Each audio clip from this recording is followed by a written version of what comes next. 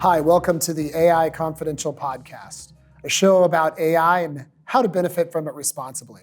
I'm Aaron Fulkerson, and I'm the CEO of Opaque. And I'm Mark Hinkle, the publisher of the Artificially Intelligent Enterprise Network. We're coming to you live from day 2 of the Confidential Computing Summit in San Francisco. Well, it's been a terrific event. I'm just really proud of the whole team that put this together, and I'm really grateful for all the sponsors. Yeah. I mean, as someone who does events, it was really well done, and I feel like the audience engagement, people are passionate about the topic. Yeah, the audience we gathered here, both in attendees and speakers, are really the most brilliant minds on the planet around creating this trust layer that's necessary for the internet and for AI. And I'll back it up with some evidence. We have the CTO of Microsoft Azure, the leadership from Google Cloud. We had NVIDIA, Intel, ARM, AMD. We had frontier model labs, both DeepMind and Anthropic. And then you had a whole raft of independent software vendors that are building on the confidential infrastructure. And we had the global data lead for Accenture. And let's not forget, we had professors and PhD candidates from MIT, Berkeley, Stanford, Oxford, universities in South Korea, all throughout Europe, South America, coming together because everybody recognizes that with this new agentic internet or agentic web or whatever we're going to call it, the stakes are really high around we have to build a trust layer. And we've talked about this, and I talked about it in my keynote, that Vint Cerf has talked about for the last 30 years there needing to be a cryptographic layer to build trust into the network protocols. And we could get away with that in the first phase of the human internet when humans are rate limited and our natural incentives toward human interests allow us to buffer out bad actors, even if they're organized syndicates. But with agents that are exhibiting human-like capabilities and operating at machine speed, they can do tremendous damage that an entire organized group of humans couldn't achieve in a year. I was really impressed with Jason Clinton, meeting him and what Anthropic is doing. I think they have a keynote and some announcements today. To your point about Jason from Anthropic, he made several announcements here at the show, which I'm always so grateful for.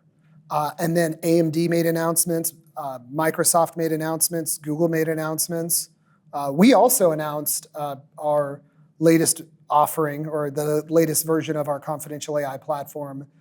It is confidential agents for RAG, and what that means is we built some pre-built workflows into the Opaque platform for doing retrieval augmented generation, meaning that you have these guarantees around data privacy, but you're able to call into your enterprise systems using retrievers and build a much more robust generative AI application, right? Hence retrieval augmented generation for those of you who might not be familiar with the term.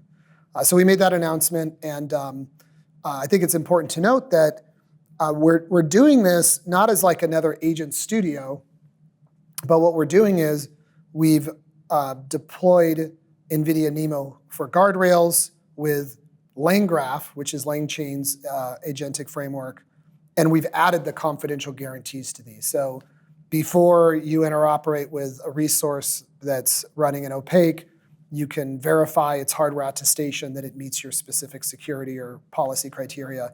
Then during the processing, your data policies are cryptographically bound and provable, so that you can very quickly get into production with your AI workloads, because you don't have to take 12 months standardizing your data policies. It's all baked into the system and verifiable. And then after, you have an attested tamper-proof audit trail of what happened. So before, during, and after, you have guarantees.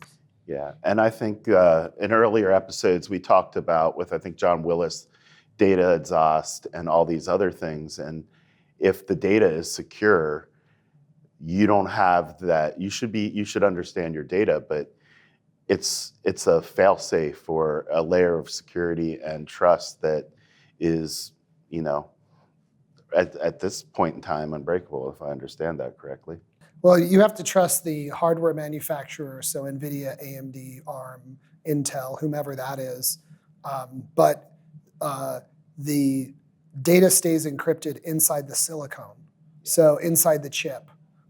So meaning somebody physically attacking the hardware, like first of all, how would they find it in the data center when you have this distributed workload across a cluster? But let's say that they did, they would destroy the chip in the process of trying to hack into the trusted execution environment, which is an encrypted cache.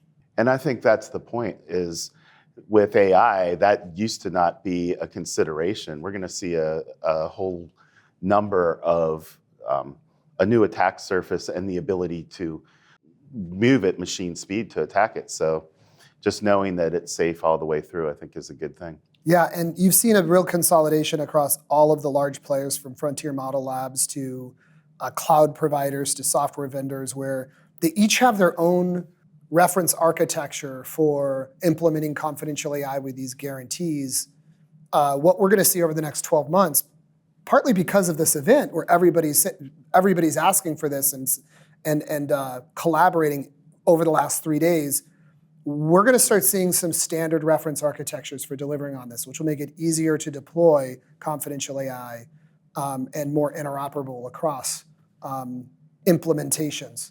What that means is that the discrete agentic workflows that companies and organizations are using to automate common decision-making or routine decision-making and tasks, they can be contained within this zero trust confidential AI with guarantees. And then you can start to chain together these agentic workflows into composite agentic systems, all of which have a trust layer baked into the design. And that's how we get the trust layer for the web, is everybody adopting these reference architectures where you have verifiable proof, not legal contracts or some regulation that's unenforceable or just assurances. It's actually verifiable proof of a trust layer. And that's exactly what we need when we have these human-like capable agents that operate at machine speed. All right, let's get into day 2.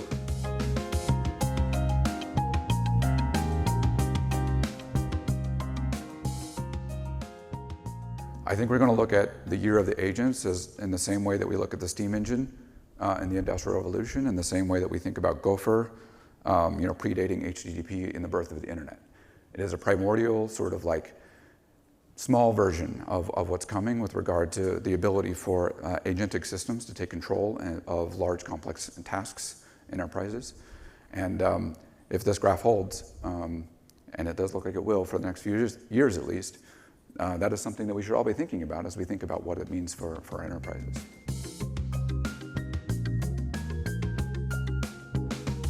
Welcome, Jason. It's lovely to see you again. Yeah, thanks for having me. Yeah, maybe I should just introduce myself. I was just going to say, Yeah. what would be great is I think most people in AI know who you are, but just in case folks don't, would you give an introduction for who you are and what your role is? So I'm Jason Clinton. I'm the Chief Information Security Officer at Anthropic, and I guide the way that we think about problems in like IT, our security engineering, our physical security, and our compliance regimes at Anthropic. So I've been in the industry for almost 25 years now, and 4 startups before that, almost 12 years at Google. And now this whole AI thing took off about 2 years ago when I joined Anthropic, and I've been leaning very deeply into solving these problems that we're seeing emerge from new AI systems and how we secure them. So you work at one of the, perhaps the most, if not the most, one of the most important AI companies with a mandate to build AI for the public good. Yeah. and you are the Chief Information Security Officer, which makes you one of the most important people, not just in AI, No pressure, but on the Jason. planet. It does mean my job is stressful. I don't know if I'm important, but I in the last 2 years have had a lot of sleepless nights as I've been thinking about some of the challenges that we're facing. Things are moving extremely fast, and that has led to a lot of really quick requirements on innovating on how we think about security. So yeah, I've been thinking about it a lot, and happy to bring my perspective to our conversation today. I was a .com ISP guy. I remember when Yahoo came out and Netscape went into, I was a beta tester, and I thought, this is moving fast. And then I've done emerging tech for 25 years, and I feel like I'm on a rocket ship today. Yeah, things are moving very quickly. And I think it's partially because the economic promise is so powerful here. Like maybe, cryptocurrency wasn't that, economically powerful, and that was the last, the Web3 sort of conversation was not something people were excited about from an economic impact perspective. But with AI, we're seeing the opportunity to sort of like have automation improve the quality of everyone's life, and I think that's why things are exciting. You just came off your keynote. Yeah. You had a bunch of stuff I want to cover from your keynote. Okay. I wish you were up there for a full hour. There was such good material that you were going through, and I was taking notes. One of the things that you announced on stage was today, Anthropic just launched a AI safety level 3 model. Tell us what ASL means, what the designations are, and tell us about this model. So, this technology, it's changing everyone's lives in ways that are profound, but that is going to increase. We're going to see the models get more intelligent. So as the models get more intelligent, we need to be responsible actors. And when we think about that, 2 years ago, we proposed this framework called the Responsible Scaling Policy that has 5 levels of risk. And we sort of use the biosafety levels from just the way that we treat pathogens. So ASL 1 through 5 is the scale. An ASL 5 model would be something, that would be sort of approaching AGI. And an ASL 1 model would be something that's from a couple of years ago, a GPT 2 or GPT 3. And sort of we're in this middle ground right now. So Claude 4, Opus, not Sonnet, the more intelligent, larger model, that model, we think, and it's very, very hard to prove definitively that is the case, we think it's ASL 3. So we went ahead and proactively applied those ASL 3 security and safeguard controls. The place specifically where it seems most likely to be starting to raise concern is on bio capabilities. The ability to augment someone's utilization of a pathogen in a wet lab type scenario. So we're doing active wet lab trials right now with partners to confirm that is actually a concern, and anticipating that is the case based on our early evidence, we went ahead and applied the ASL 3 controls, which limits the model's ability to engage in any kind of thing that would be considered dangerous from bio capability. But then also we applied a bunch of security controls, which is what I was responsible for as we were leading up to this model release, that lock down the model weights so that it's very unlikely that the model weights would leak out to some adversary. So for those that aren't deep in that the term of art that's the guardrails around it that they see in a news article. Yeah, guardrails on the ways the model interacts with the outside world. Yeah. It's one of the slides that you shared this year at Summit, and also last year was a slide plotting the amount of computation, the growth in computation and model training. And you highlighted that every 12 months, there's a 4x increase in computation for model training. Talk a little bit more about that, please. Yeah, so for basically 70 years, we've seen this trend line of the models that we put out, starting with the Perceptron in 1957, are getting more and more compute going into the training of the model. And that has been holding through this period as well. If anything, it seems to be speeding up just a little bit. So when you think about it, 12 months ago, I stood on stage and said, my prediction as a person at a frontier lab is that the next models that'll come out in the next year will be 4x more compute by this time, 12 months from now. And that has been true. Like it has 100% borne fruit. So one has to ask themselves, given what models can do today, how powerful we are at coding, how good we are at these tasks we just talked about. Imagine a model that has 4x more compute 12 months from now, and then 16x more compute 24 months from now. And what does that mean for what the systems can do? We're talking about agentic systems today, agentic systems that are simple, quite simple, relative to what I think they'll be capable of doing in the next. You had a great quote on stage about agents. You said, this is the year of the agent, and you said, we're going to look back at this like Gopher Mail. Yeah, exactly. Yeah, the birth of the internet, we had Gopher. We were talking about Netscape. Gopher, yeah. And it was replaced by HTTP, and we look back on Gopher as a primordial version of that technology. And where we are today, I think, with agents is we have a primordial version of agents that we're deploying now that are very simple, very trivial. They make one decision in an organization, and sometimes it's like as trivial as a yes/no decision. You can imagine a world like 24 months from now where the agents have giant graphs of workflows that they work through for maybe hours or days at a time and make very complex decisions with hundreds or thousands of possible outcomes. And I think that's where we're headed. So this is a topic that was in my keynote where I spoke about the fact is that currently everybody's doing these kind of crude, discrete agentic workflows. Like you said, are these really agents? They're automating some simple decision or task within an internal team or a department at a company. Yep. And already we're seeing these get chained together. Yep. So it's across not just a team or a department at a given company, but it's being connected in a chain across partners and customers and suppliers. Mm-hmm. And we're starting to see these composite systems emerge as agentic systems. And you can see where this is going, which is, hey, we're going to have this massive agentic web of sorts that spans the globe and has probably more agents, undoubtedly more agents than human beings on the network that are interoperating autonomously or semi-autonomously, making decisions with human-like capabilities, but operating at machine speed. Yep. And the thing I highlighted was one of the things that Vint Cerf has talked about for 30 years is that he regrets not having a cryptographic layer for a trust layer baked into the internet. Yeah. And the fact is that during the first phase that we've experienced of the internet, where it's more of a human web, we could survive that. It was a nuisance, there's bad actors, but we can buffer them out of the system because they have rate limits that are human-based. And also we generally have aligned incentives, so a group of bad actors can only do so much damage in months, but a single agent could potentially wreak havoc in the span of 1 hour. Yeah. I think like DDoS attacks are an example of the sort of what we've all come to understand as part of just the way the internet works, and we defend against it with certain kinds of systems that provide the guardrails, which, load balancers and CDN services and things of that nature. So there are opportunities for us to build the right defenses for agentic systems as well, and there are old tools that we can use to help drive that.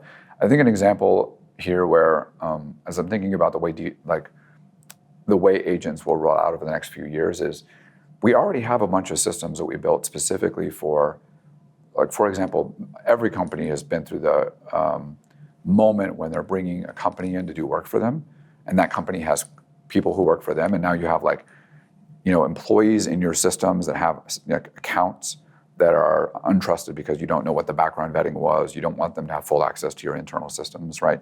Those are patterns that we can copy and repeat with agents. We want to put guardrails on them. We don't want to give them employee accounts that have access to everything, right? We want to use DLP. We want to use internal UBA type analysis to understand that the agents are sort of doing the things that they're supposed to be doing. There's lots of tools that we as security practitioners have developed over decades that we can use. Another one that I want to point to in your mention of Vint Cerf, I think is a really germane here. Over the last 3 decades, we have developed like a very robust public certificate ecosystem where we use SSL certs and the certificate trust chain to understand the provenance of the website we're working with. You don't log into your bank website without checking that you're connected to the real chase.com or whatever, right? Those are examples of patterns that we can repeat. So an example today, actually, we just announced this morning that we've opened up an MCP directory with MCP servers that are hosted by the companies that are providing that MCP experience. MCP, for those of you who are not familiar with it, it's just an opportunity for AIs to bring context in from some other SaaS product. So an example here is Asana is one of our launch partners for that directory, and they have their own MCP server that interoperates with all AI models, not just Claude. And that MCP server is hosted on their infrastructure with their SSL certificate backing it. So you know when you're talking with Asana that you can trust that that is a robust and backed by that company's reputation. And we need to be thinking about that as we deploy these systems. And just speaking of MCP, Yeah. Model Context Protocol, which was developed at Anthropic, Yeah. when you put it out there, did you ever imagine within 7 months it becomes the de facto standard for Has there ever been a agent? standard that it got Like, adopted so rapidly? No, it's just amazing. I think it just spoke to a need that was out there, and people were like, "Oh, wow, that's a good idea. We should do something with that." So it has taken off much faster than I anticipated. But what we've been doing is moving very, very quickly to make it an open standard as quickly as possible. So we've moved it into a separate project. We've got people from all different companies. Microsoft, for example, has been helping out with hardening some of the security properties of MCP. That's an opportunity for us to move it into open governance. And so we're talking through what that would look like and trying to bring the whole ecosystem together so that everyone has an equal say in the way that MCP evolves over the next few years. It's a huge change, and it's a very important piece of the stack. So Mark Russinovich talked a bit about this yesterday, both in his keynote and then also on a keynote panel that we did. Nice. So it was great to hear him talk about it. Going back to the trust layer, this was the thrust of the keynote that I gave kicking off the summit was this community, this ecosystem of hardware innovators and model labs that are here and open source consortium and software developers and enterprise deployers like McKinsey and Accenture. We really need to, my stated was like, we have a shared mission to put in place a trust layer for this new next generation of the web that's going to be more agentic, more, I mean, by the way, I have no idea if we're going to be calling them agents in 12 months. We might look at it back like a silly little colloquial name like the World Wide Web. Right? Yeah. Is my 100%. assumption what we'll be talking about in 12 months. Maybe we'll use some sci-fi authors' takes on this. So whatever this new next generation of web of autonomous agents, we need to build this trust layer. And you've already begun this by some announcements you just made on stage around the confidential computing stack that for confidential AI that Anthropic has been working on. Would you talk a bit about that? So confidential computing for Anthropic means an opportunity to make it possible for customers to have confidence that the prompts and completions are inside of a enclave in an unencrypted form, and they're encrypted in a way that is protected throughout the rest of the stack. But for Anthropic, it also is an opportunity for us to use that technology to solve for model weight security. So we're thinking about both sides of the security story with this. And confidential computing is a very powerful paradigm. One of the things that we've seen is that it is a repeatable pattern. Like you can take literally any cloud infrastructure that you can imagine and just draw, we'll use encryption like literally everywhere we possibly can. And then know certain security properties about the places where it's being decrypted to perform the work that it needs to do. So that's what we've done. We've got a partnership with Amazon that I announced on stage in December to make confidential computing available on Trainium 2 on Bedrock. We'll have exciting things to share about that in the next few months. And I just shared this morning that we published a paper in partnership with one of our partners, Pattern Labs, to sort of like go through the security properties of that design and similar designs to it and make sure that we've buttoned up all of the places where there might be challenges on the security side. So we think confidential computing is like maybe the most important thing for the adoption of this technology over the next few years because it gives us the security properties both on the customer and on the protecting the companies from sort of like malicious actors. You've got verifiable guarantees baked into those security properties that are provable instead of like legal or assurances or some paper governance policy 100%. That you can audit after the fact. 100%. So that's really exciting that you made the announcement here. Yeah.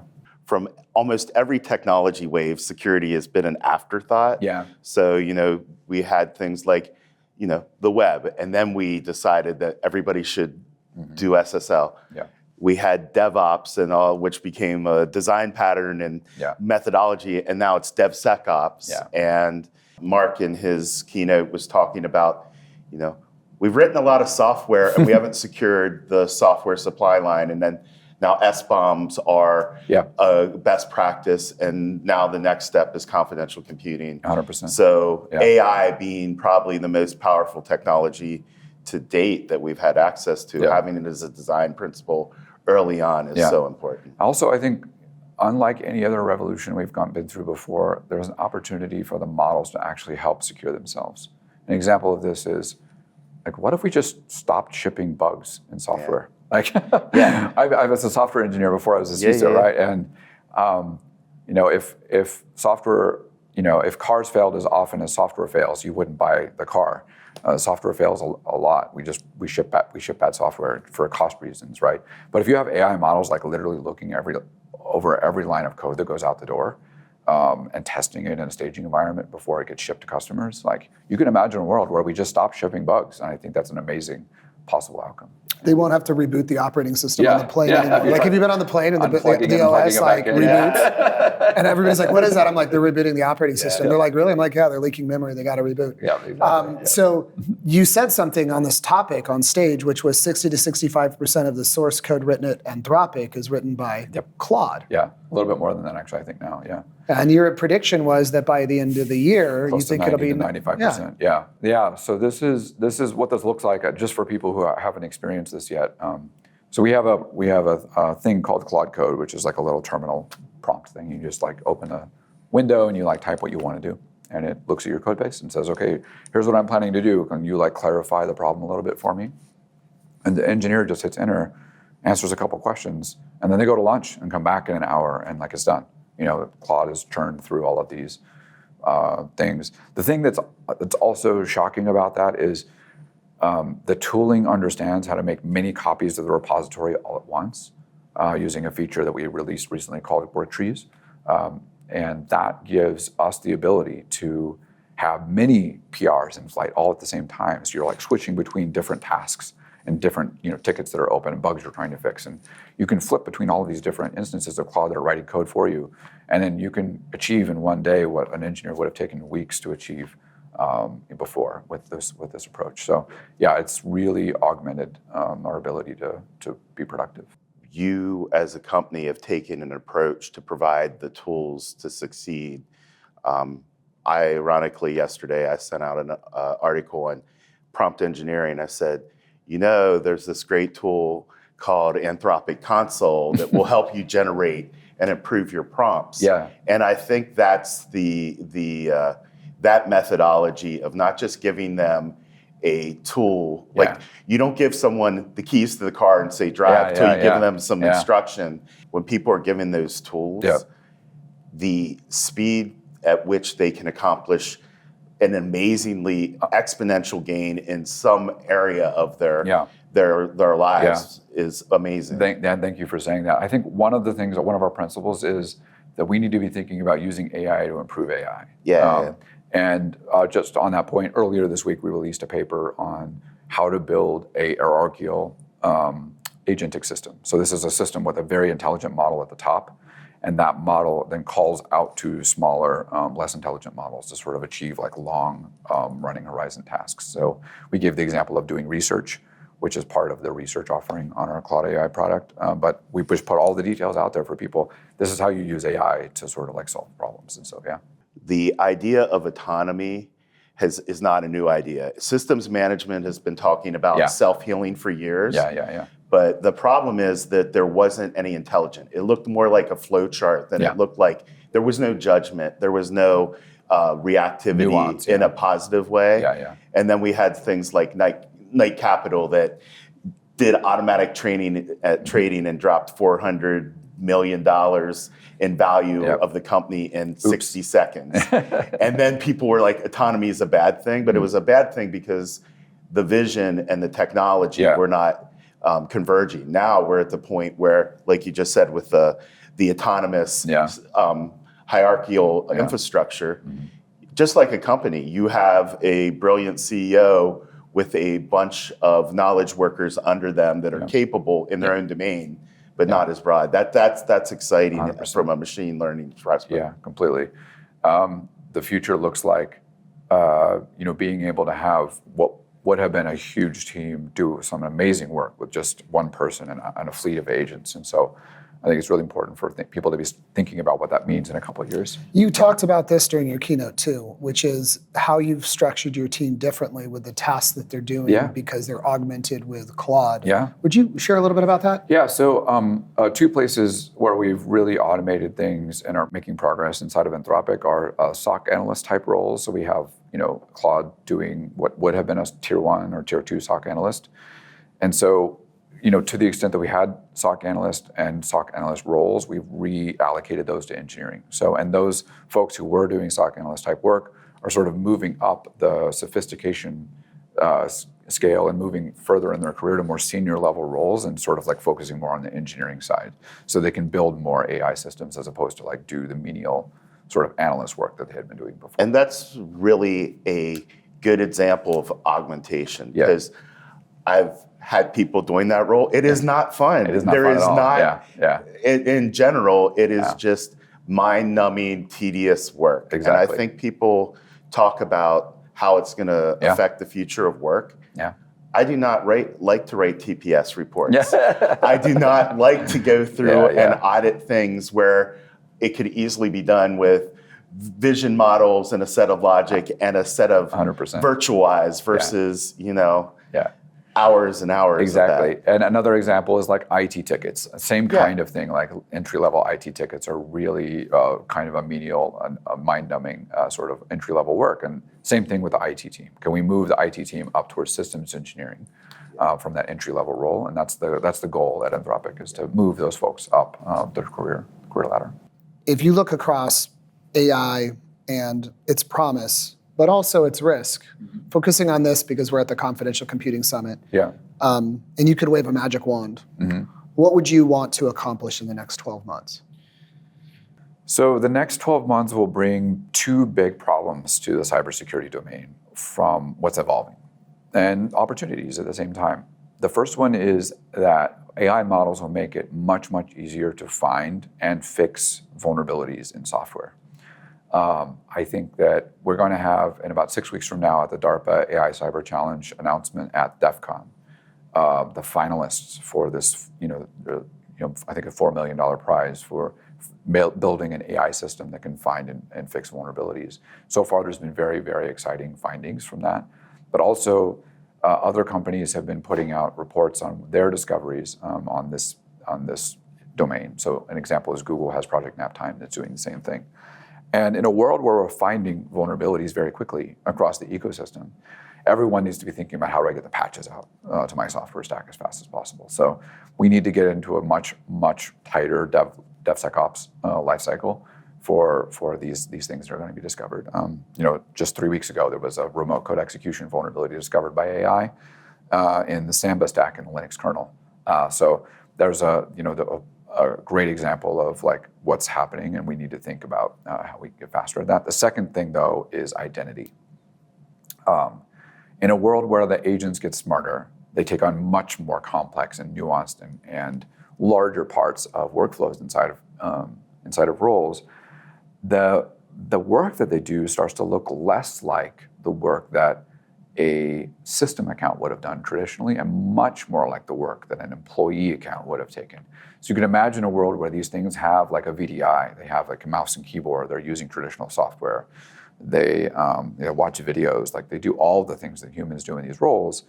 And in that world, identity starts to become really messy and complicated. Is it an employee account, or is it a system service account, or is it something in the middle?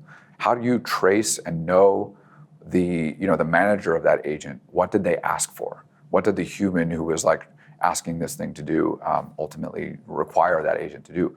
Those are going to be opening up all kinds of new questions about accountability and tracing and SIM for AI. There's all kinds of new problems to solve in this space that just haven't been solved yet.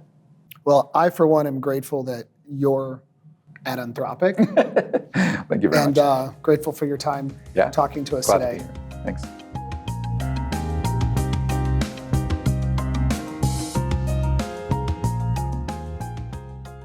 Every business will be using AI in some form. It has to be everywhere, it has to be ubiquitous, but it also has to be secure. Daniel, thanks so much for being here. Would you introduce yourself and your role at NVIDIA? Yeah, Daniel Rohrer, VP for Product Security Architecture and Research. Long number of words there. At NVIDIA, I've been there 26 years now. So you just came off the keynote at Confidential Computing Summit, which is the, once again, you're doing a keynote. We're really grateful to have you here and NVIDIA as a sponsor. What are some of the key points that you brought up during your keynote? I mean, I think we're really just trying to make the case for certainly agentic AI, which I think is the driving force behind a lot of confidential computing evolution right now, just because of the state of the world. But how agentic is driving scale for compute and demands for scale. Obviously, that fits very well with sort of NVIDIA's default of build an AI factory because you need a lot of tokens to go service this massively hungry agentic AI workloads, but also making an argument for scaling trust as we scale compute and finding ways to leverage trust and using attestation and CC primitives to scale trust through those agentic interactions as they become more robust, more capable, more autonomous, more complex. That ability to transact and trust is going to be central to building out these systems that we all aspire and envision in our very near future. And I think as we see just the exponential curve, that velocity is real soon now. It's not, we often measure in conference intervals of 1 year, like 3-6 months, dramatic changes are happening in very short intervals, and just getting ahead of that I think is really key. And unfortunately, NVIDIA can't solve for all of that. We need application developers, integrators like yourselves at Opaque, and a lot of other folks in the ecosystem to help stitch that vision together. Yeah, this is nailing the exact focus of the keynote that I gave yesterday around this ecosystem is got to build the trust layer for this new internet and AI that didn't exist in the first wave of the internet. And if we don't, then the capabilities of this new agentic web or agentic systems is going to be so damaging to the network, to potentially nation-state security events, like power grids can go down, and there's all manner of crises of trust that can occur if we don't get the trust layer right. But gratefully, NVIDIA has been a leader in being the first GPU with confidential capabilities, and just a real great partner in the ecosystem to help build this, because it's going to take all of us. Yep, absolutely. And we talk about confidential computing, but extending into, say, agentic flows, we were one of the first to market with signed models, right? Yep. Which is a trust statement around the model that you've deployed in the CC enclave for your workload. How do we start stitching those together? And then the data that goes in that creates a transaction. How do I trust the data that came out? When it goes 3 steps down in some workflow, all of those pieces need to come together in market and be made easy and accessible. And I think that's really the key for sort of when I say scaling trust that we need to get to.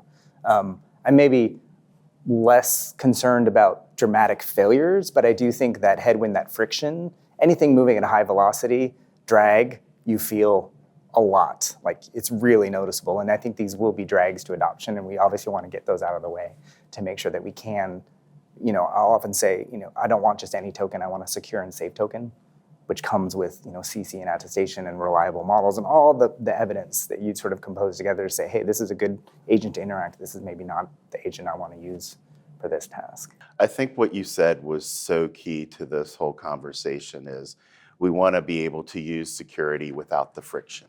And that has always been the inhibitor, is security is an afterthought for a lot of folks because it's a complex thing and it's something that can't be solved well by one company. What's been interesting about just attending the CC Summit this week is how many people that are in coopetition. It's a very much the sort of open ethos that you saw from open source software, but it's such an important thing for security to see people.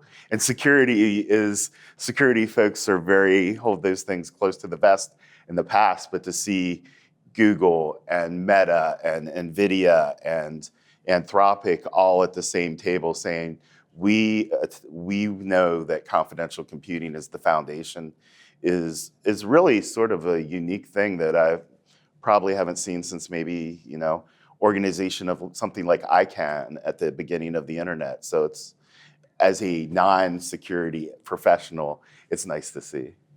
Yeah. The first Confidential Computing Summit, I was not at Opaque, but I had attended. The first one had a lot of academics, and it was kind of like there was hardware vendors, there was academics, Google and Microsoft was here, but it was a lot of very research-forward, academic-forward topics.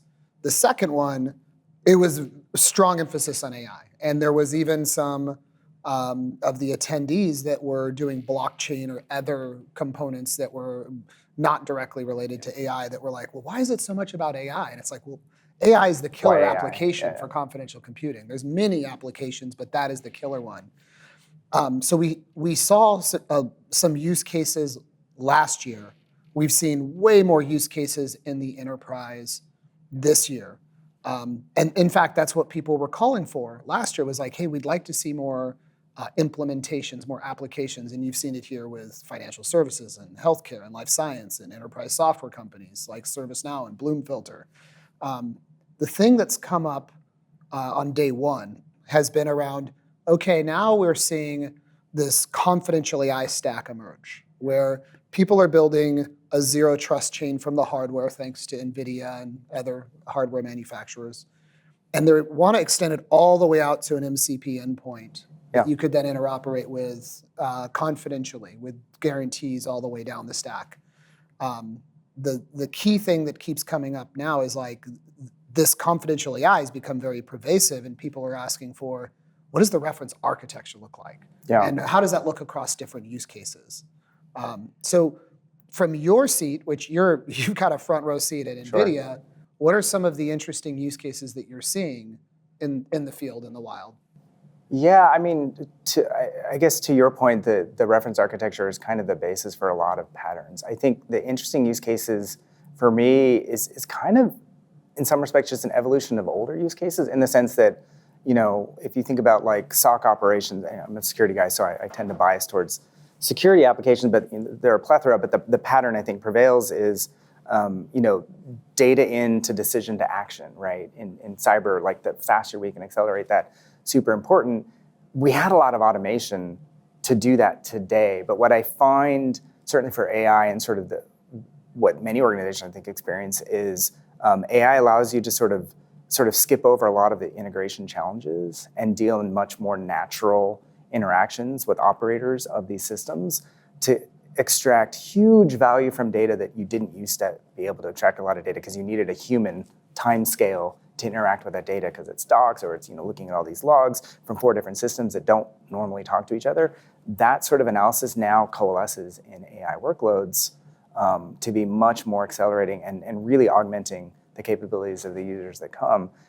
And that same pattern, though, is playing out in sales transactions in you know, a platform like ServiceNow, Salesforce, and folks who build those out. You see it in healthcare. Zoom Info's here. I'll give them a shout out because they're very active in confidential AI, and they're doing really exciting things on this front too. But the pattern, I think, is largely the same. And you're sort of, again, this sort of maturation, you're saying like, well, I'm just going to augment with sort of grounded RAG stuff, but now I'm going to do grounded RAG with, you know, a more autonomous thing. And you know, we published documentation about autonomy levels where you sort of, you know, level 0, level 1, level 2, but as you get more autonomous, more rich sort of interactions with tool calling and stuff, we're seeing dramatic uplifts in capabilities across vertical segments. And that sort of, hey, we're going to start here and we're going to step up. That sort of, again, scale, compute, scale, trust. Well, I need to scale compute to access those much more complex capabilities, but now I need to scale trust to do it. But if you can get there, man, you can have a dramatic impact on your workflow that you're targeting. Healthcare, finance, cyber operations, HR, sales, you name it, the opportunity is there. You just said something really important, I think, which is we shift from like the traditional RAG, which tended to be the data was less real time, to more autonomous, real time data calling against back office systems for these use cases you're describing. That's something that just struck me that I hadn't considered. So I'm calling it out because you're right in your statement that as you get into these more real-time use cases for data across different silos as part of what some people might not even call a RAG pipeline because they're like, oh, RAG is this other thing. Now this is like doing this real-time. I just call it all RAG. I'm not a purist about it.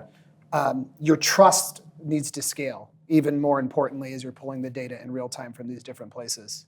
And Great point. I hadn't considered that. The term RAG is probably only a few years old, and Aaron just said traditional RAG. Yeah. That's how. Well, that's my velocity comment. It used to be measured in years. Now it's like 3 months, and It's a tradition. It's an era, right? But we were speaking with James Kaplan, the CTO of McKinsey Technologies this week, and he said the same thing that you said, is now we have access to all this data at machine, as Aaron's been saying, machine speed. Machine scales. And machine scale, and it is, unlocking a lot of things that we could never have approached before with just humans. Well, and I think it's transforming the way we build systems, right, in very fundamental ways. And, just asking the question of, is this, what used to be a human to machine interaction is now machine to machine, and what does that change about the nature of sometimes what's possible, but how the system will behave at cloud scales, right? It's a dramatic change in the way we approach designing and building software. When you see any of these big frontier models accomplish something, we talked to Jason Clinton shortly before you and others, and they're saying we've accomplished something that used to take months and minutes. The whole planning for an organization goes out the window, and you are used to saying, well, it's going to take, what the Fred Brooks, the mythical man month. Now it's going to be the mythical man millennium. I knew the man. He, great insights, and yeah, very much so. And even just internally at NVIDIA, the basic thing, like, hey, if you're using AI agentic co-pilots to help with your code, and you check in 10x faster than you did. Is your CI pipeline scaled for that? Is your backend test scaled for that? Like, there are fundamental questions you need to address as an organization. And if that 1 to 10x change happened in a matter of 2 months, right? That kind of velocity there is a real challenge for some organizations, right? So shout out to Fred Brooks. Yeah. Yes. You guys, We both went to Chapel Hill. I was went going to to say, Chapel I Hill. didn't think about that, but he was a grad mentor when I was there. Yeah. He's the founder of the Fabulous man. department. Yeah. That's taught one of my classes. Talked to him in the halls often. You probably, I did my undergraduate. You did your graduate, so you probably I did saw my him graduate. significantly more than I did. He's actually one of the reasons I went to NVIDIA. He is the reason I went to Chapel Hill, was because Fred Brooks was there. He had this speech that he would give to grad students of, like, do you need a PhD? Why are you doing a PhD? And he had 3 reasons. You have to do it because the job requires it. Teaching and others, sort of a sort of entry ticket. You can't imagine not doing it. And he gave a 3rd reason. I don't even remember what it was. But in the end, none of the 3 applied to me. And I was a master's student, and I did an internship at NVIDIA, and I got into the PhD program to do my PhD, and I just never went back because NVIDIA was doing all the things that I wanted to do. Like, why do that? So, 26 years later, I'm still there. So. It was a good thing. Thank you, Fred Brooks. Thank you. I was just going to say, it's a very, very good advice for you. Sage advice. Family. He was a fount of wisdom. His speeches that he gave always struck me was, he talked about the difference between science and engineering, and he had a very strong opinion that it shouldn't be called computer science. It should be called software engineering. Yeah, and I think the spirit of that lives in NVIDIA in a lot of ways, in that we're about sort of the application of our art. Yes. Like, it doesn't matter if it wasn't realized and have an impact. Yes, that right? is exactly and what that's his the whole heart point of what was. we do. Is like we solve hard problems. Yeah, and then he also he'd go down like, hey, it's about solving real problems and the application of the science. Yeah. It wasn't about the pure science. Yeah. And then he also had a real strong opinion on we're the toolsmiths, right? Do you remember? Did he talk about the toolsmiths? Absolutely, yeah. So he would talk about how we're building the tools. Turns out, AI is the tool. Yeah. Right? We're literally building that world today and reimagining how we interact, machine to human, machine to machine. The tools, the fundamental building blocks of all of that today. It's an amazing time. NVIDIA always has a raft of exciting innovation that's streaming out of it. Constantly. What are the new technical advancements from NVIDIA that significantly expand what's possible with its confidential capabilities?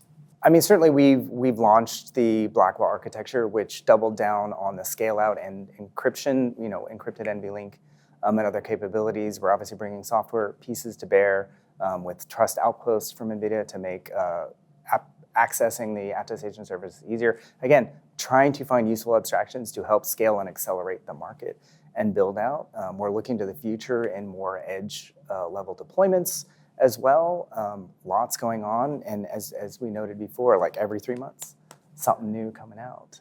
Partnering with folks like Google to build Gemini out into the enterprise at the edge.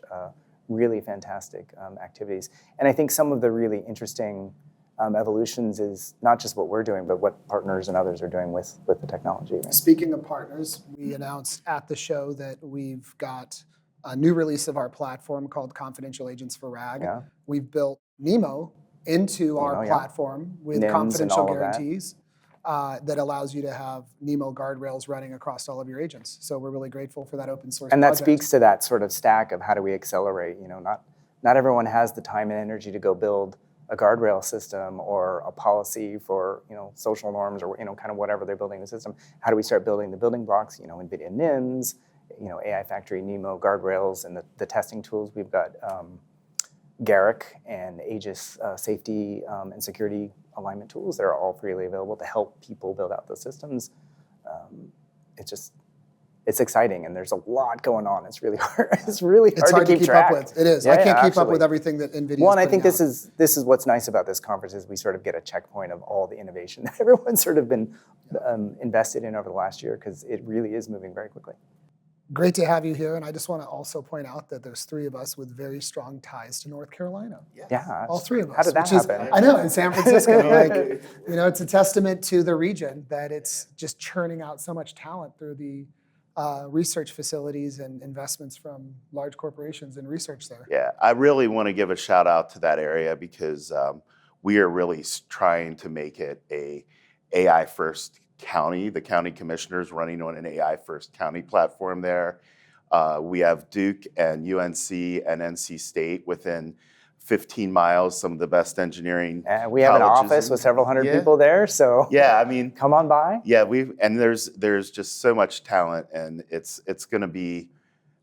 I think Silicon Valley is wonderful, but there, are many tech hubs around the world that need to be, Well, and this recognized. just AI is a thing that everyone needs. And needs to be able to build, and I think that's reflected in the evolution of all of these places across the globe, right? Yeah. All right, well, thank you so much for taking the time to be here with us. I know that you've got a very busy schedule. You have me. You have me on a session in a few minutes. We've got to get you to the next keynote panel. Thank you. Thanks so much, Daniel, for joining us. Thank you. Thanks for having us.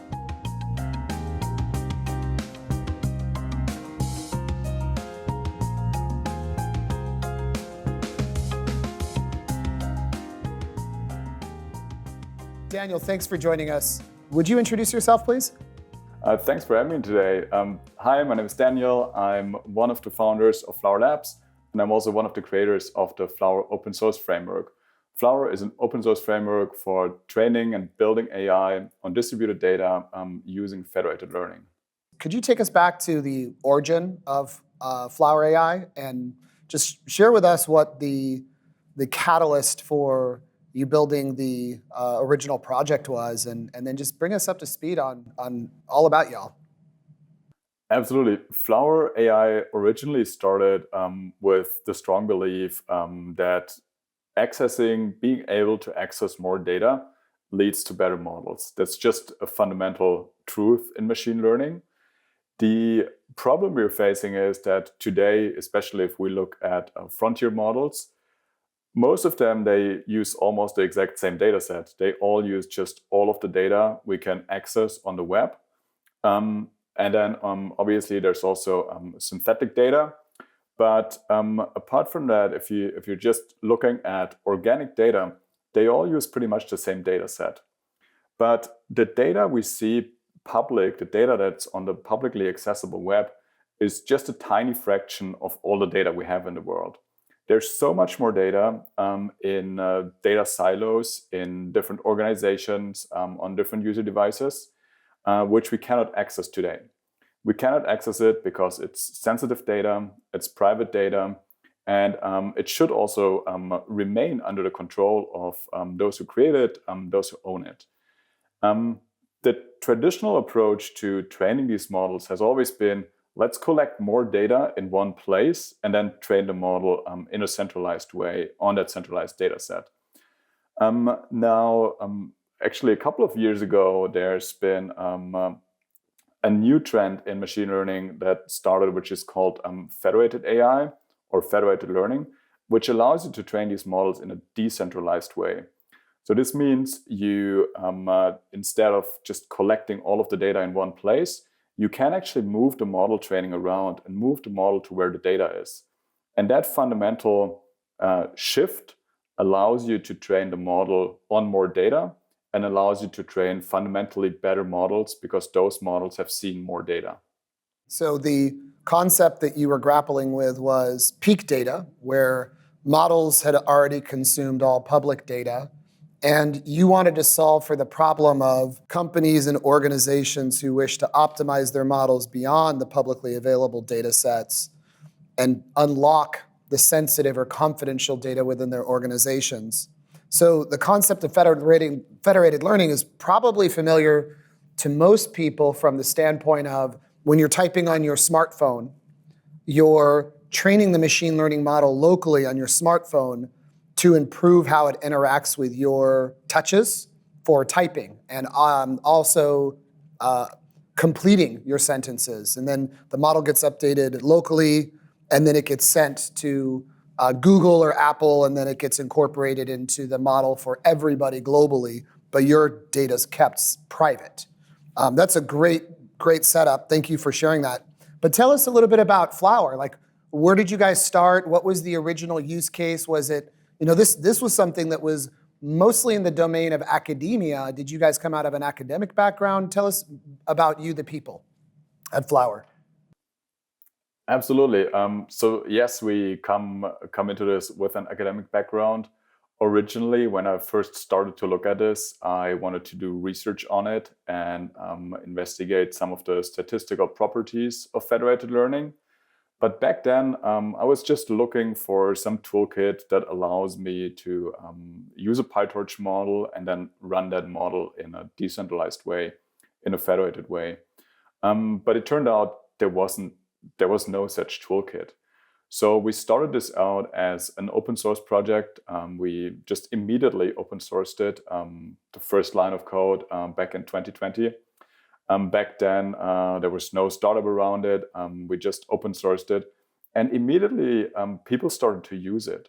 So we had users in very different organizations, some of them more in the consumer devices space, others in more regulated areas like finance or healthcare. And we sort of just continued to develop the framework according to what we heard from the community and what we needed for our research. And the community just organically grew over the years, which eventually led us to also start a startup called Flower Labs. So that was in 2023 then. You're in Europe, so I'm guessing, I know that you've got well, actually, give us the stats on your community right now. What's like your GitHub stars and dev, et cetera? Give us the stats. Yeah, so we have over 6,000 stars on GitHub. We have a very lively and active community of over 6,000 developers. We have one of the most interesting stats, I think, is the number of dependent projects on GitHub. So this is every time other developers open source a project that depends on our project. And we have over 2,400 dependent projects. So there's already a massive ecosystem around the framework. Yeah, those are some of the stats. That's impressive. I mean, you would think that something like this is very, very deep tech, but it goes to show how big a demand it is for federated learning. Was there any project or fork or anything that you've seen in the community that was surprised you as from your original design point? Is there any unique use case that they contributed back that comes to mind? Yeah, many actually. one of the things that always excites us is if we see new research coming out based on the framework. So that means a researcher in an academic lab, they take the framework, they modify it, and they build their apps on top of the framework. They do the research, they publish the paper. And then when they publish the paper, usually they also open source the research they've done. And the amazing part about that is the research that's built on top of the framework is immediately accessible to the rest of the community. So the rest of the community, maybe you're an AI engineer working in an enterprise, and you just want to take some of the latest research and try it out in your particular setting, in your particular domain. Maybe you're in finance or you're in healthcare. So if researchers open up their code, open up their research, and it's already built on the same framework that you use for your particular task, then you can just take this research, apply it to your task, and then see if you get better performance out of your task in a pretty seamless way. And that always excites us. We run a number of community events. So for example, the Flower AI Summit is by far the world's largest federated AI conference. And during those events, we often see different community members pair up, and then the next year they tell us what they built together. This is I think the thing that excites us the most, when you see the community really start to work together to advance the field as a whole. That's always the most rewarding, is seeing what the community does with your project. Most people think of federated learning in the context of consumer devices, like the example that I provided. Could you share some unexpected or exciting enterprise use cases you've seen with Flower? One of the things we learned over the years was quite interesting for us. So generally you think in federated AI, there's these two big flavors of it. There's, on the one hand, there's the consumer flavor, where companies that have mobile devices, like the Google use case you introduced earlier, they run a federation across their consumer devices, and then they train a model for these users. The other big flavor that people typically talk about is collaborations across multiple organizations. So maybe in finance, you have different banks who want to collaborate, but they don't want to open up the data to one another, obviously. Or maybe in healthcare, you have different hospitals that all have some patient data. They can't open it up because of regulations, so they form federated networks. Now, what we discovered over the years is there's also a third sort of flavor of federated AI, which is just single organizations using this internally. So this is typically multinational companies. They have data in different areas around the world. For example, we work with a bank, and they have data in Europe and they have data in the US. And because of regulations, they can't move either customer data. So what they do is they just use Flower internally across their different data buckets that they have in different regions to train a model that has seen all the data without the data having to ever move. Aaron and I have a little bit more gray hair than most people, but we remember what they used to do is put it in a data clean room, and it was a hassle, and it required multi-steps, and there was always a lag between getting into the clean room and how it was acted on. So that makes a lot of sense. I guess they can do real-time data pipelines to do their train their model without having that lag between, the security steps. Data clean rooms are dead. You don't need them anymore. Yeah. I mean, there's two approaches for doing this use case around AI confidentially. There's the federated approach, where you're doing it on the edge. And then there's what Opaque does, and I'm not sure how familiar you are, Daniel, with Opaque, but the Opaque approach around confidential AI is each data owner holds their own encryption key, and then the data is processed while encrypted inside of a trusted execution environment. So, you can pick your flavor depending upon your specific circumstances. The question I have is, one of the challenges in federated learning is maintaining model quality when you've got a lot of disparate data sets. How does Flower help with that? Can you talk a little bit about that? So federated learning is just one piece of the puzzle. There's other approaches that are close to it that require the same kind of infrastructure. There's, for example, federated analytics, which helps you to make sense of your distributed data set. And it can help you to identify if data coming from different partitions, data coming from different clients, if there's big statistical differences between those different sort of individual smaller data sets. In that scenario, just to clarify, you would use federated analytics to look for heterogeneous data, like statistically, and then you would do some kind of processing. Say more about that. Yes, yeah, absolutely. That's exactly what you would do. So you would use federated analytics to see where are the differences in my data distributions, for example, and then you would apply the appropriate methods either on the server side or on the client side. So the correct answer usually depends on the use case. But what we see is that if you have different organizations working together, they usually just call each other up and then they say, hey, we noticed that maybe the way you pre-process your data is different from how we do it. And then you align on these things and then everyone feeds the data into the pipeline in the same way. So this is typical just on the project management level. You would find alignment there around how this works. There's also more automated ways. So via federated analytics, you can find these ways and then you can balance it out. There's approaches on the server side. Federated learning is actually, even in the default setting, pretty robust against different data distributions in the different data partitions. So we've ran some experiments actually to verify this. And even if you have pretty heterogeneous data in the different partitions, federated learning can still train a pretty good model. Actually, it's surprisingly robust from what we found.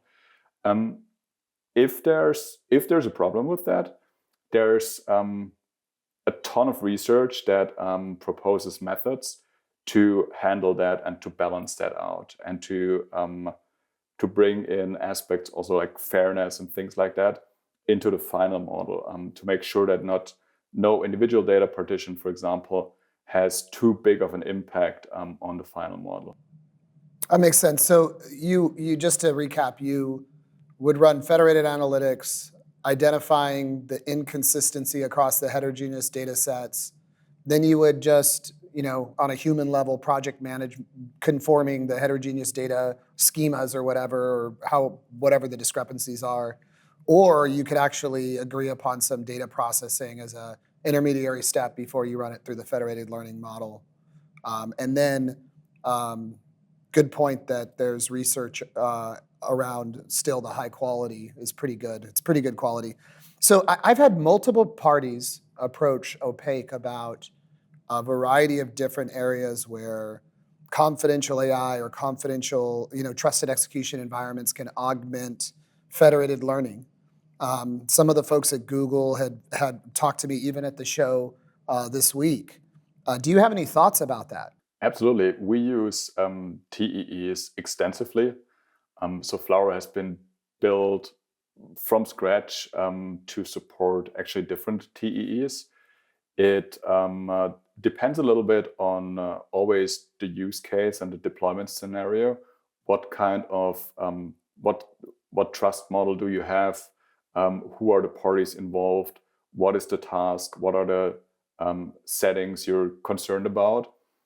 So you can run, for example, the Flower server in a TEE. You can also run the Flower client in a TEE. The client can verify that the server is running in a TEE and that everything is set up as the client expects it to be. So there are these guarantees that you can add by running certain components of the framework in a TEE. In addition to that, we also have recently introduced actually a new service called Flower Intelligence. Flower Intelligence is a way to run inference in a completely confidential way. And it's an approach that uses two components that play nicely together. It starts with on-device inference.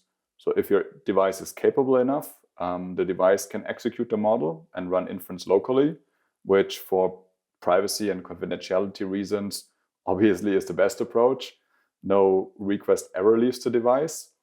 But then it seamlessly works together with our service that is called Flower Confidential Remote Compute, which runs the inference in a TEE and adds other security layers, for example, end-to-end encryption, so that none of the intermediate layers on the server side, nothing can inspect the prompt, nothing can inspect the responses coming from the model.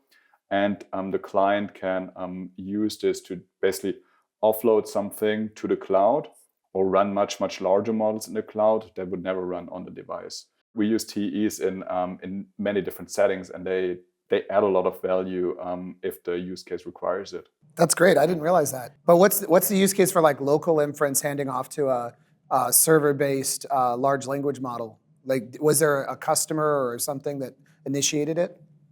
Yeah, so we work with multiple customers. One customer that is public about it is Mozilla Thunderbird, the email client. So obviously, Mozilla Thunderbird email is used for the most sensitive types of internal communication at most companies. And there's just simply no way to add AI features to something like Thunderbird based on the traditional approach where you just make an API call to some inferencing API that can see the entire prompt and can see also the response given. For that case, Flower Intelligence adds a number of, gives you a number of additional guarantees and also benefits. So if the device is capable enough, we run the LLM on the device, which is just for total cost of ownership. It's much better. It runs on the user device. It doesn't create any load on the server side. But then what you typically see in consumer applications is that your user base, you always have this long tail of older devices. And these older devices, they're not very capable. They don't have NPUs yet, and they can't run basically any LLM at this point. So for this long tail of devices, you need to hand off to the cloud, but you want to do it in a completely confidential way. And for that, Flower Confidential Remote Compute comes in that runs the model in a TEE. So you have a client-side application issuing a key to the Mozilla client, and then the data gets transmitted over a TLS to the Flower Intelligence server and processed inside of a TEE, and then comes back with a response via inference. Correct. That's great. You guys are doing confidential AI. That's great. Just for our viewers and listeners, the thing about, we've talked about TEEs, which are trusted execution environments. They're part of most every piece of modern silicon today. So AMD, Intel, AMD, Intel, ARM, NVIDIA, like every chip manufacturer that's been around for, like, some of the startups are starting to roll out confidential computing capabilities as well. So we already, as end users, have access to this ability to secure and create confidential AI. Now we have accessible software like Flower AI to actually take advantage of those features. If someone wanted to get started with Flower AI, and what's the best place to start implementing what we talked about today? Yeah, I have 3 recommendations. One is just go to flower.ai and look at the tutorials and everything we have there. We also launched last year a course on deeplearning.ai, specifically on federated learning and also federated fine-tuning of LLMs. And the third recommendation would be to go to flower.ai/intelligence, which is the home of our newly launched service called Flower Intelligence.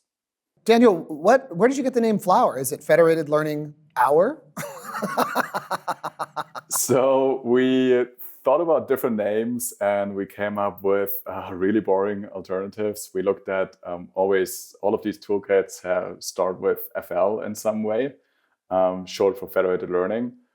And So eventually basically, I we- was right. It's And we should specify that's FLOWER, like the the plant, and not FLOUR, like the. we really should. So sorry Yeah. for being silly over here. Yeah. Go ahead, go on with the FL. No, that's correct. And I think when we looked at a diagram of how federated learning is usually drawn or depicted, we saw one that looked a little bit like a flower with a piece in the middle and then some pieces around it. And that's when it clicked and when flower, the name, started to make sense. I love the name. I do too. My wife would approve. She has a flower truck. Nice. Oh, and then also there's Flower AI Day. When is that, in September here in San Francisco? Yes, Flower AI Day is coming up September 25th in San Francisco in the beautiful Ferry building. So we'll be there. We'll show what's next for Flower and for Flower Intelligence. And we have a couple of surprises in store. So their tickets are still available. We just announced the event. And if you go to flower.ai, you'll definitely see the event. And yeah, I'd love to meet many of you there. Is it in Shack 15? Where is it in the Ferry building? Yeah, Shack 15. Oh, okay, great. Everybody knows Shack 15 in San Francisco. September 25th. I'll be there. I'd like to make it. It sounds great. Yeah, me too. Awesome. Daniel, thank you so much for joining us today. We really appreciate having you, and it was really interesting to learn about Flower and the community and the capabilities you've built. Thank you for having me today, and I look forward to meeting you soon at Flower AI Day in San Francisco.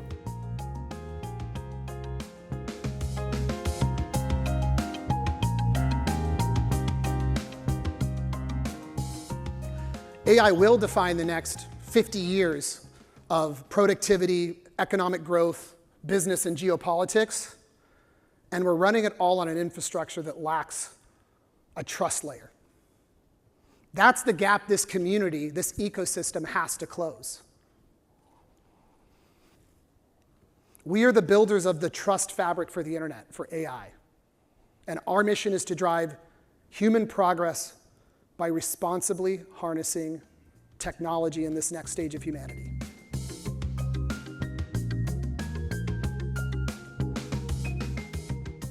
I may be biased, but my favorite keynote was yours.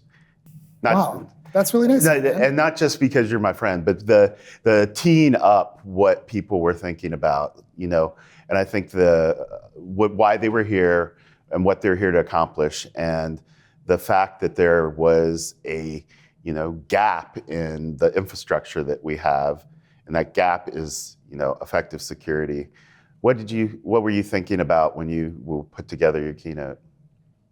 When I was writing it, I actually got pretty emotional. I didn't cry, but I got really emotional about it because it's something that's so important and obvious that we've got to address. The stakes are just too high. And it's also really important to recognize that we, technologists, have contributed significantly to this problem of a global crisis of trust that's permeating every aspect of our society. Every system, every infrastructure, societal, governmental, technological, there's a crisis of trust. And the use of technology to really weaponize people's personal data has created this mistrust in our institutions and systems. So it's solvable, and we as a community and ecosystem, specifically those that come to Confidential Computing Summit, we're the best people to solve it. By the way, I should highlight something I said in the keynote. This event is called the Confidential Computing Summit, and there's two things that are important to recognize. One, it's confidential computing is an umbrella term that began out of a specific type of hardware implementation. But this event is much bigger than that. You have people who are actively building this new trust infrastructure for the internet. And it's being driven largely by the broad and rapid adoption of AI. And then the second part is that it's called a summit, as I mentioned, because this isn't like a vendor exposition. It's all of these people who are really the most brilliant builders, academicians, researchers, coming together with specific examples for how they're building component parts to this new trust infrastructure. Yeah, and we talked a lot about trust in a trusted source of data in a technical aspect, but what I found interesting was I talk to hundreds, if not thousands of people every month about AI and live events and such. And I have come to say that the most important thing when it comes to AI in this new AI-driven world is trust, and that's trust in general, trust between humans. So when you said it in a technical sense, I think it's also in the actual human sense of we're going to be interacting with a lot more machines, and the ability to trust the machines, but we'll always be looking to the human side of things. And I think it's a good balance, is solve it on the technology side as well as on the human side. Yeah, the thing that's really important to recognize is the trust crisis isn't getting better. It's getting worse. And what's going to make it get worse before we solve it is AI. Right. The reality is human-capable or human-like capabilities at machine speed, these agents can really create a lot of havoc. Self-replicating, operating at machine speed, but with human behaviors, they're going to create a lot of havoc. And we have to build this trust layer. It's going to determine whether AI can be harnessed for human progress, or if it's going to be a systemic threat. And the thing I said was, we have an opportunity here to change the trajectory of the next 100 years. Because over this next decade, AI is going to transform every aspect of our lives. And either we get in place a trust layer where we have some accountability at the AI level and the ability to track what's real and what's not real, or what's going to happen is how we interact with technology is going to really slide into a dark place. And as a byproduct of that, it's going to affect our human-to-human interactions, right? That's what I care about is, hey, how do we relate with one another as humans? And this trust layer has to be provided so that we can change the trajectory of where we're going. Yeah. So what do you think the outcomes will be from all these people talking and making plans this week? Well, so I'm going to answer that question, but I want to tell you last year's summit, what we said as a community, the whole ecosystem was, hey, over the next 12 months, we want to see more broad adoption of confidential AI, and to bring those production deployments as examples to this year's summit. This year's summit had just dozens of specific production deployments around confidential AI. And confidential AI was in, I can't tell you how many slide decks I saw it in, like we talked about.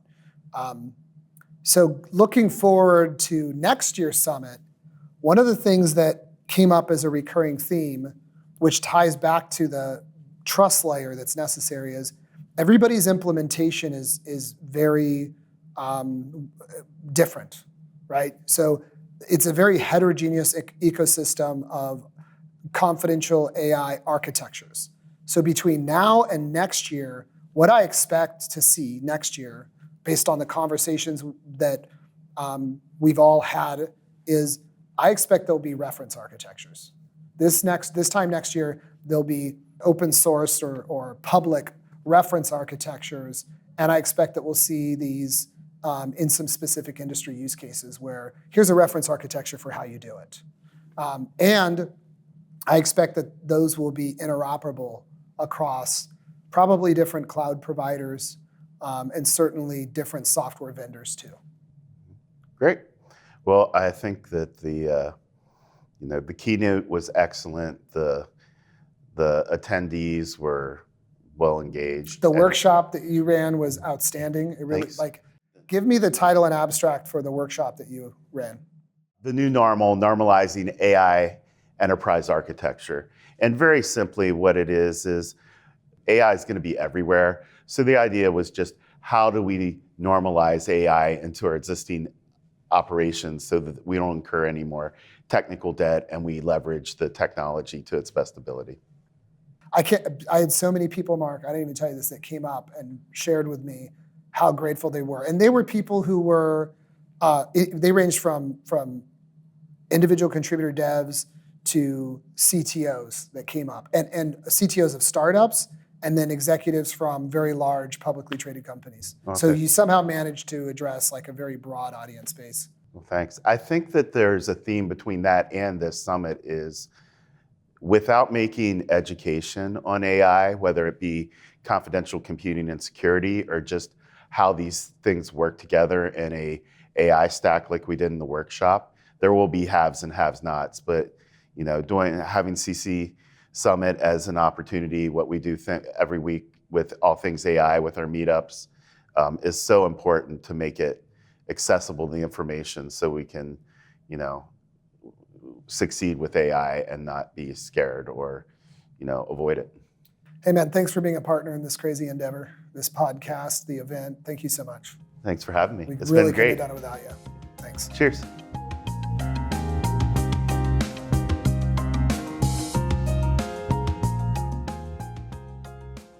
Tell me a little bit about your day two. How did it go? I really enjoyed speaking with individuals. I thought all the content was great, but to hear what people were thinking about, I had met Shrivness and he was on a panel with me, former CTO of IBM Cloud, talking to the keycard folks who were talking about providing credentials for agents so they could interact. And then people from non-technical disciplines. I sat with folks who were working on video, and they were really interested on making sure they're a security video company, and they were very technical on video, but not technical on AI and compute. And they were fascinating about how far along they were in their journey. And this stood out to them as an essential thing for them to learn about. Yeah, I had some wonderful conversations with academicians from various universities who grabbed me and shared with me topics that they were very passionate about. I had conversations with Johnson & Johnson, who's doing really exciting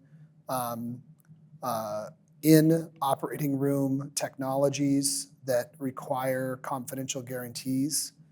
I had conversations with a Asian telco that has huge projects around AI, and model sovereignty, data sovereignty is essentially important to them.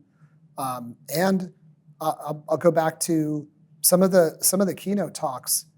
AMD, they just continue to impress me with their cost to performance ratio on their hardware.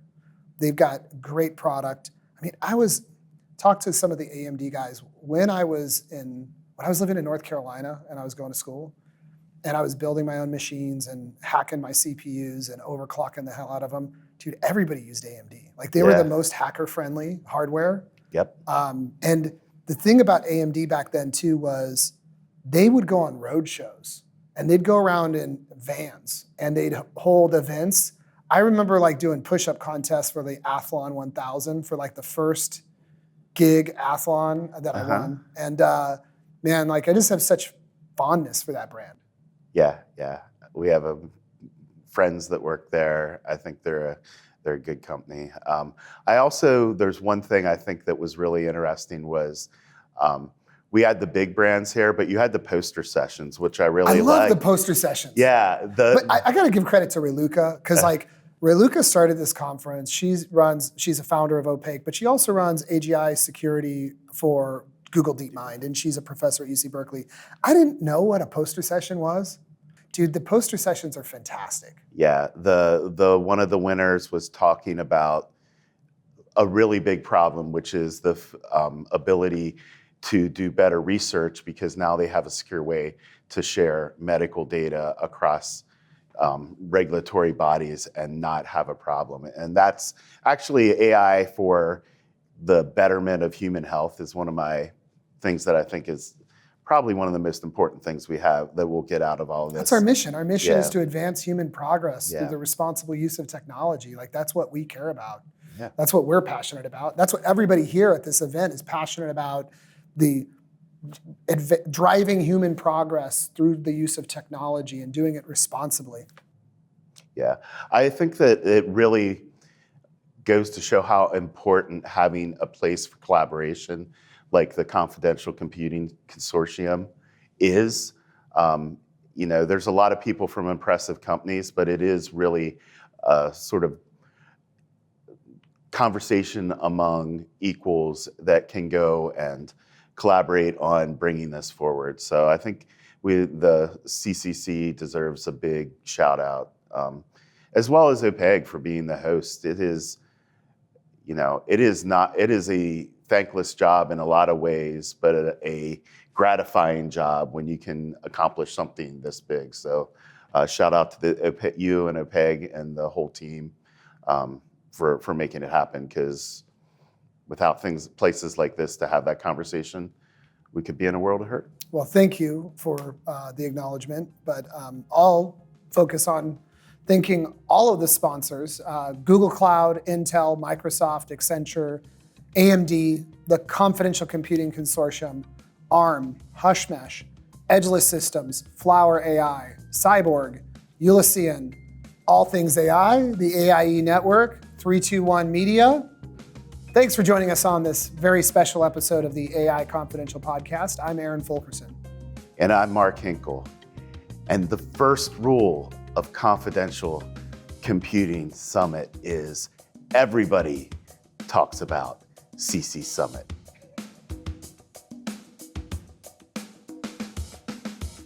All right. Let's get into day 2. Thank you for joining us on this really special episode of the AI Confidential Confidential Computing Summit. Daniel Rohrer, take one. With the hand signal. Give us an intro, Daniel. Give us a formal introduction, including your middle name and your parents' name and your social security and your birthday. Share all your PII and then move. Mia wants you to take your shirt off, Daniel.